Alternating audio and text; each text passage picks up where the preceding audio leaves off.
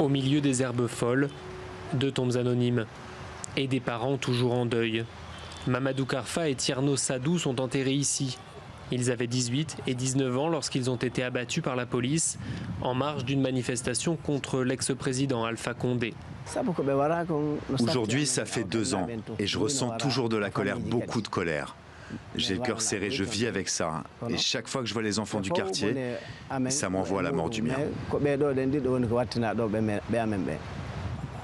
Mamadou Diallo ne hausse pas la voix.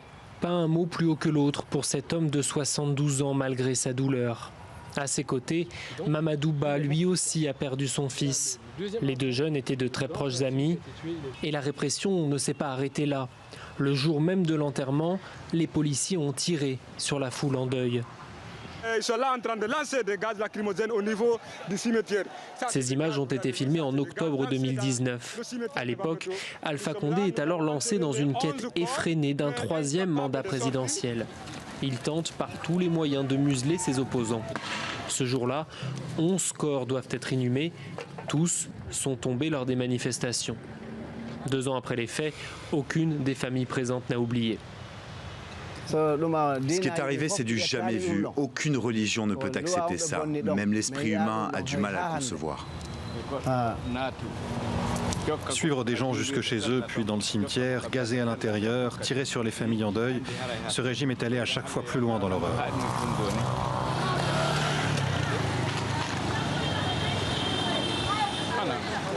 C'est ici, c'est là, ça s'est passé juste ici sur le carrefour.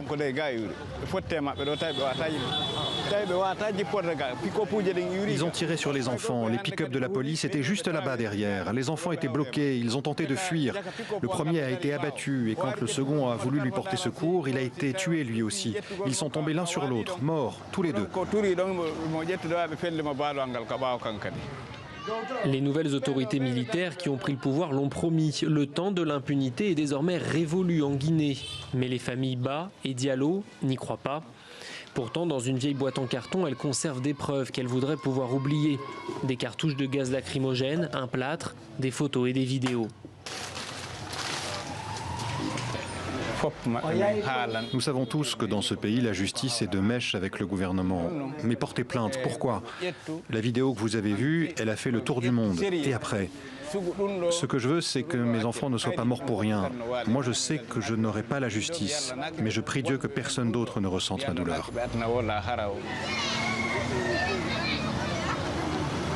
Dans une concession voisine, Fatoumata Ba, elle aussi, a du mal à expliquer pourquoi elle garde des souvenirs du jour où la police l'a brutalisée. C'est sa sœur qui conserve chez elle ce pagne, taché de sang et de boue. Tu te rappelles de cette tenue quand tu as été traîné par terre? Regarde l'état de ses vêtements. Je n'arrive pas à me débarrasser de ça. Pourtant, je voudrais oublier, mais je n'y arrive pas. Revoir ce pagne, ça me déclenche des douleurs. Dans le quartier de Wanindara, tout le monde connaît Fatoumata, devenue tristement célèbre après la diffusion de cette vidéo. Regardez ça, une femme qui est prise en otage par la police guinéenne, vraiment c'est pitoyable. Regardez ça. On peut voir des policiers se servir d'elle comme d'un bouclier pour se protéger de jets de pierre. Le système policier sous Alpha Condé, c'était aussi ça, l'impunité et des victimes livrées à elles-mêmes sans suivi ni accompagnement psychologique. Fatoumata ne s'est jamais vraiment rétablie. Ici, dans le quartier, tout le monde me connaît. Pour eux, je suis la femme bouclier.